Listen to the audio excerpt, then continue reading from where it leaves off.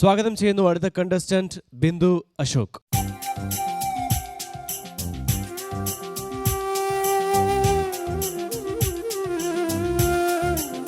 ബിന്ദു നമസ്കാരം. നമസ്കാരം. സാധാരണ ഏറ്റവും കൂടുതൽ ഞാനിങ്ങനെ തമാശയൊക്കെ പറഞ്ഞ് ആസ്വദിക്കുന്ന ഒരു കണ്ടസ്റ്റന്റ് ബിന്ദു. ഞാൻ മാത്രമല്ല നമ്മളെല്ലാവരും അല്ലേ. ഇന്നത്തെ ഒരു ഗെറ്റപ്പ് കണ്ടിട്ട് എനിക്ക് അങ്ങോട്ട് എന്താ ചോദിക്കേണ്ടതൊരു, കാരണം മുടിയൊക്കെ കഴിച്ചിട്ട് കുറച്ച് വിഷമമൊക്കെ ഉണ്ടെങ്കിൽ എന്നെ നോക്കി ചിരിക്കുന്നുണ്ട്. എന്താണ് വേർപാടിൽ തയ്യാറാക്കിയിരിക്കുന്നത്? ബൈലോപ്പിള്ളിയുടെ മാമ്പഴം എന്നുള്ള കവിത ആധാരമാക്കിയിട്ടുള്ള ഒരു സ്കിറ്റ്, വളരെ വളരെ ഫേമസ് ആയിട്ടുള്ള അല്ലേ. എന്താണ് അത്രയും പ്രസിദ്ധമായ ഒരു, പലപ്പോഴും നമ്മൾ കുറച്ച് വെറൈറ്റി തപ്പിയാണ് സാധാരണ ഒരു ടോപ്പിക് പറയുമ്പോൾ പോകുന്നല്ലേ. ഇത്രയും എല്ലാ കൊച്ചുകുട്ടികൾക്ക്, ഇന്നത്തെ തലമുറയിലുള്ള കുട്ടികൾക്ക് പോലും കൃത്യമായിട്ട് അറിയാവുന്ന എന്ന് ഞാൻ വിശ്വസിക്കുന്ന അത്രയും പ്രസിദ്ധമായ ഒരു കവിത ആസ്പദമാക്കാൻ എന്താ കാര്യം? അല്ല, പൊതുവെ കവിത ഭയങ്കര ഇഷ്ടമാണ്.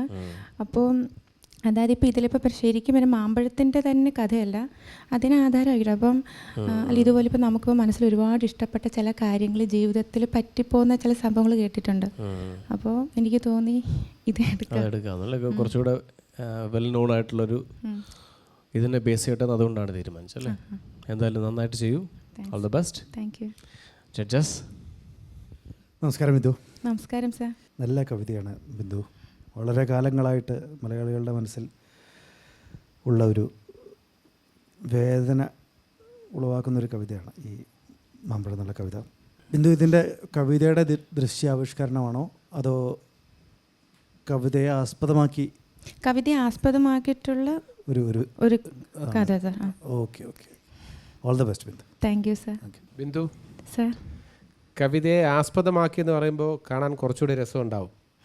കാരണം അവിടെ ഇംപ്രവൈസേഷന് സ്കോപ്പുണ്ട്. ആ ഇംപ്രവൈസേഷൻ കൂടെ കാണുമ്പോഴാണ് നമുക്ക് കൂടുതൽ അപ്പീലിംഗ് ആവുക. ആ സ്കോപ്പ് പൂർണ്ണമായും ഉൾക്കൊള്ളാൻ കഴിയട്ടെ, അത് ഇവിടെ രംഗത്ത് അവതരിപ്പിക്കാൻ കഴിയട്ടെ. All the best. Thank you. Bindu ma'am, all the best Bindu. Thank you. നന്നായി ചെയ്യൂ, ടെൻഷനൊന്നും വേണ്ട. ഭാവനയുടെ ചിറകങ്ങ് വിറക്കുന്ന ശരിക്കും വിടർത്തി പറഞ്ഞോളൂ കേട്ടോ. തീർച്ചയായും. All the best. Thank U.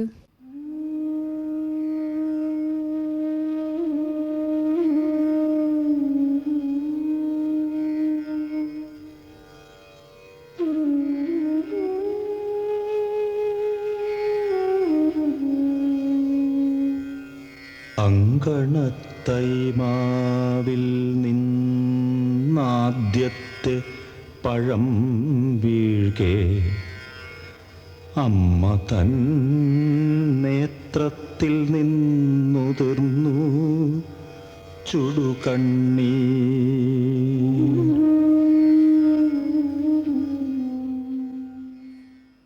പണ്ട് 6ാം ക്ലാസ്സിൽ പഠിക്കുമ്പോൾ അപ്പുമാഷ് ഈ കവിത പാടി കേൾപ്പിക്കുമ്പോൾ ഞങ്ങൾ കുട്ടികളെല്ലാവരും കരയുമായിരുന്നു. ഉണ്ണി, നീ കേട്ടിട്ടുണ്ടോ ഈ കവിത? എത്ര കേട്ടാലും മതിവരാത്ത ഈ കവിത. ഇത് കേൾക്കുമ്പോൾ നെഞ്ചിലൊരു കനലെരിയും പോലെ തോന്നും. മനസ്സിൽ ഒരുപാട് ഇഷ്ടപ്പെട്ട കവിത ജീവിതത്തിൽ അറമ്പറ്റി പോവോ? ആ കവിതയിലെ അമ്മ പുനർജനിച്ചതാണോ ഈ ഞാൻ? നീ ആ കവിതയിലെ കഥ അറിയോ നിനക്ക്? അമ്മ പറഞ്ഞു തരാട്ടോ.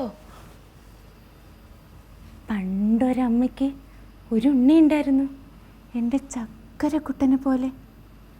അവരുടെ മുറ്റത്ത് ഒരു തൈമാവും, അതാ അതുപോലൊരെണ്ണം. ഒരു നാൾ വെള്ളിപ്പൂങ്കലുകൾ പൂന്തളിരിട്ടപ്പോൾ ഉണ്ണിക്കൊരു മോഹം പൂങ്കൊമ്പൊന്നൊടിക്കാൻ. ഉണ്ണി കൗതുകത്തോടുകൂടി ഓടിച്ചെന്ന് പൂങ്കൊമ്പൊന്നൊടിച്ചു. അമ്മയ്ക്ക് ദേഷ്യം വന്നു.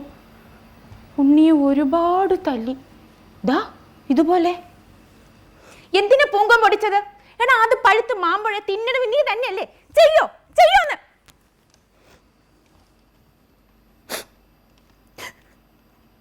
എനിക്ക് മാമ്പഴം വേണ്ട, ഇനി അത് തിന്നാൻ ഞാൻ വരില്ല.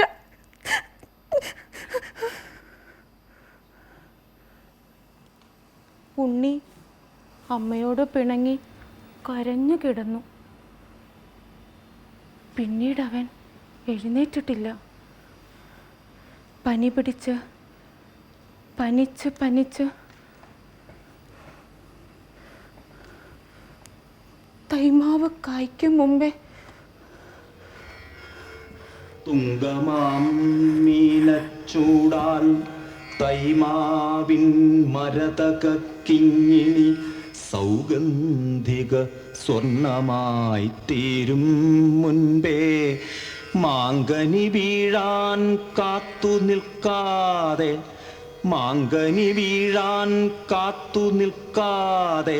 മാതാവിൻ്റെ പൂങ്കുയിൽ കൂടും വിട്ട് പരലോകത്തെ പൂകി.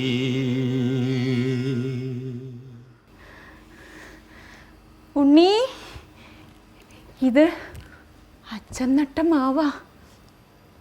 ഇത് നടുമ്പോൾ അച്ഛൻ പറഞ്ഞിരുന്നു, മരിച്ചാൽ ഓർമ്മിക്കാനാണെന്ന്. അമ്മയ്ക്ക് പേടിക്കൊരു കൂട്ടും. അറം പറ്റിപ്പോയല്ലോ ഉണ്ണി, അച്ഛൻ്റെ വാക്ക് അറം പറ്റിപ്പോയല്ലോ ഉണ്ണി.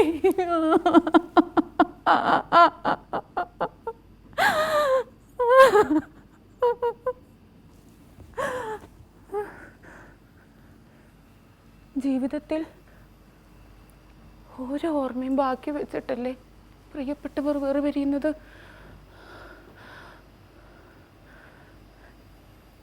ഉണ്ണി, ഈ തൈമാവും വൈകാതെ പൂക്കും. അതിലെ പൂങ്കൊമ്പുകൾ മധുരമുള്ള മാമ്പഴങ്ങളുമായി കൈനീട്ടി നിൽക്കും. ജോലി കഴിഞ്ഞ് മുട്ടായിമായി മടങ്ങി വരുന്ന എൻ്റെ ഉണ്ണിയുടെ അച്ഛനെ പോലെ നോക്കിക്കോ, കാണിച്ചു തരാം ഞാൻ നിനക്ക്. പിന്നെ നീ എന്തിനാ പൂങ്കൊമ്പൊടിക്കാൻ ഓടിയത്? അതുകൊണ്ടല്ലേ അമ്മ നിന്നെ അടിക്കാൻ ഓടിയത്? അപ്പോഴല്ലേ നീ മാവിൻ്റെ തുമ്പിലേക്ക് കയറിയത്? അതുകൊണ്ടല്ലേ നീ പൂങ്കൊമ്പ് പൊടിഞ്ഞ് താഴേക്ക് വീണത്? ഉണ്ണി, ഉണ്ണി, ഉണ്ണി.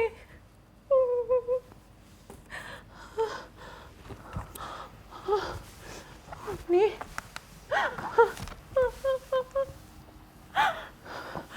ഉണ്ണി.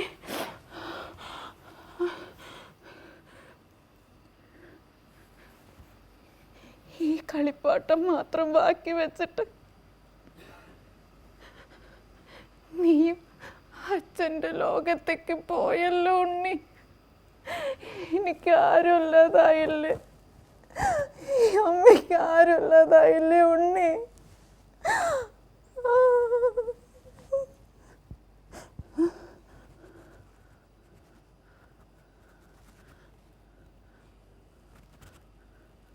മാവുകൾ പൂത്തു തുടങ്ങി. മാമ്പഴം ഇനി ആർക്ക്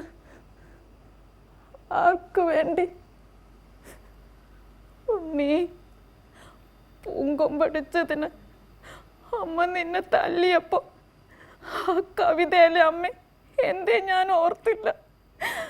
ആ കവിതയിലെ തൈമാവിൽ നിന്നാദ്യത്തെ പഴം വീഴ്കെ അമ്മ തൻ നേത്രത്തിൽ നിന്നുതിർന്നു ചുടുകണ്ണീർ.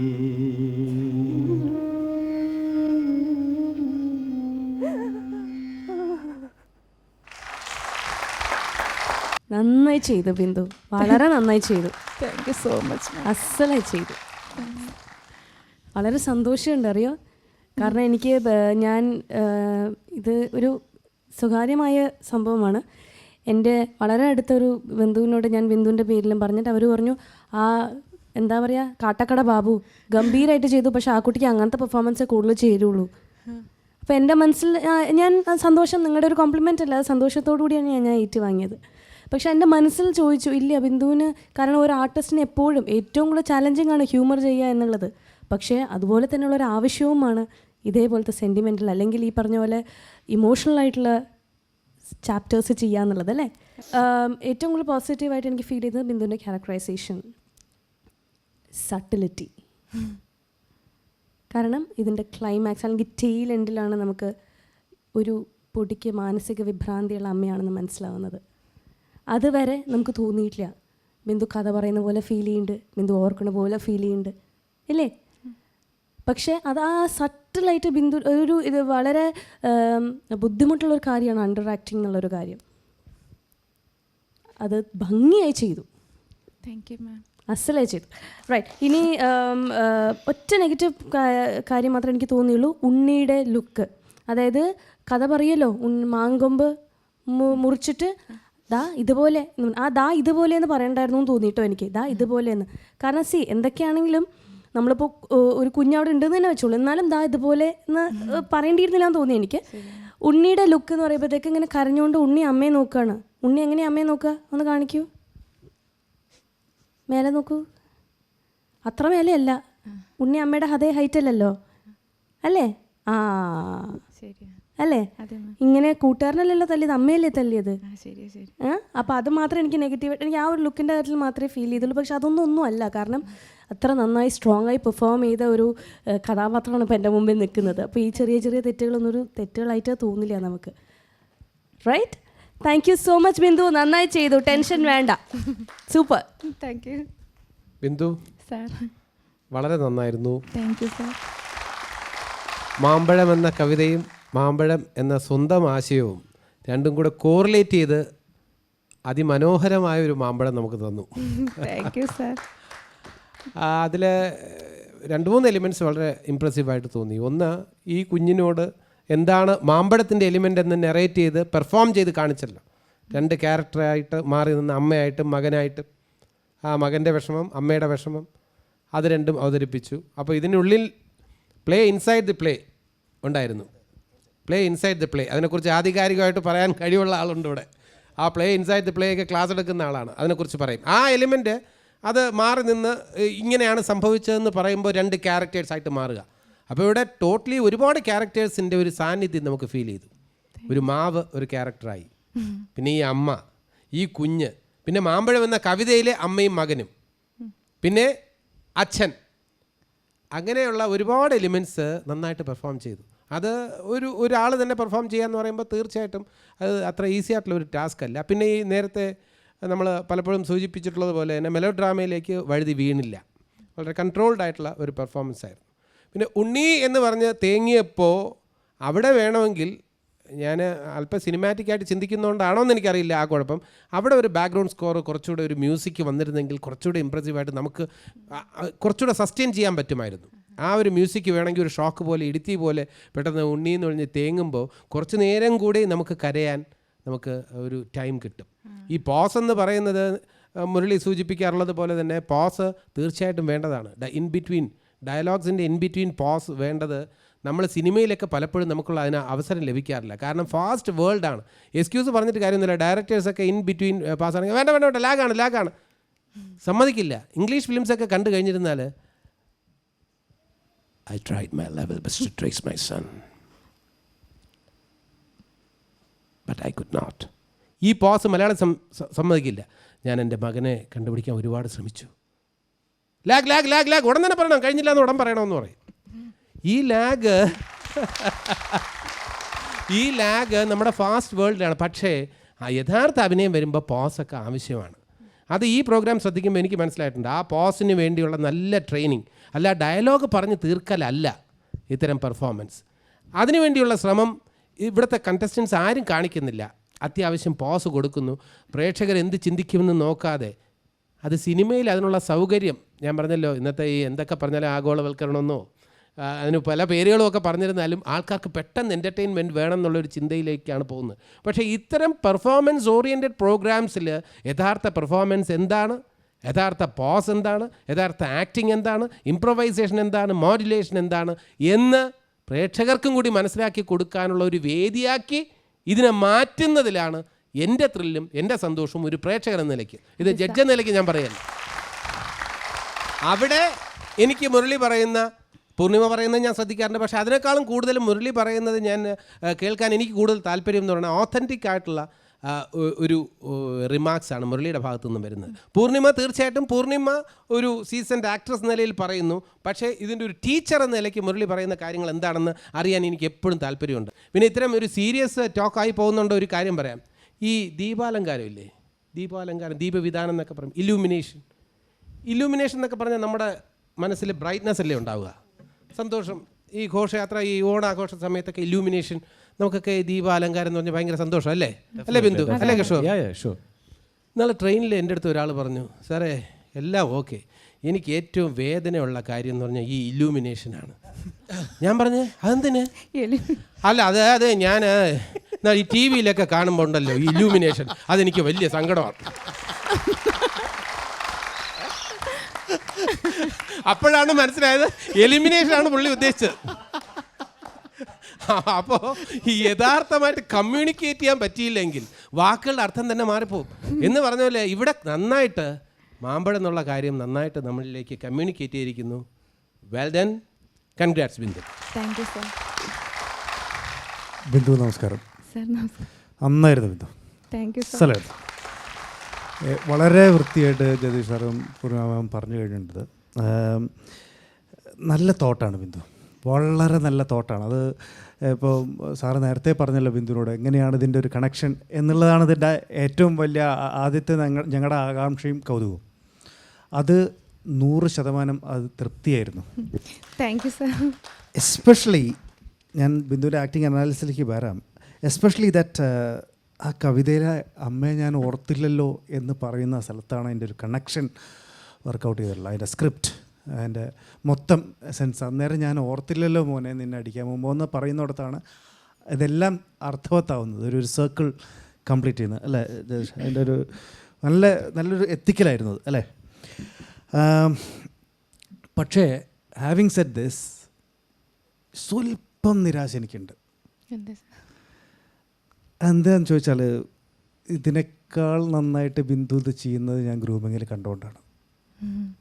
എനിക്ക് തോന്നുന്നത് അതിൻ്റെ ഒരു മെയിൻ റീസൺ എന്ന് പറയുന്നത് ഇതിൻ്റെ ബിഗിനിങ്, ആ മ്യൂസിക്കും ആ കവിതയും അത് എക്സലൻ്റ് ആയിരുന്നു. അത് നല്ല അതല്ല, ബിന്ദു ആ മുഖം എടുത്തതും ആ ഫ്ലൂട്ടിൽ മുഖം എടുത്തതും ആ കവിതയിലേക്ക് എണീറ്റ് നടന്നതും എല്ലാം നന്നായിരുന്നു. എവിടെയാണ് പിഴച്ചു പോയതറിയാം ബിന്ദു? ആ പണ്ട് എന്ന് അതാണ് തെറ്റി. Okay, fantastic effort.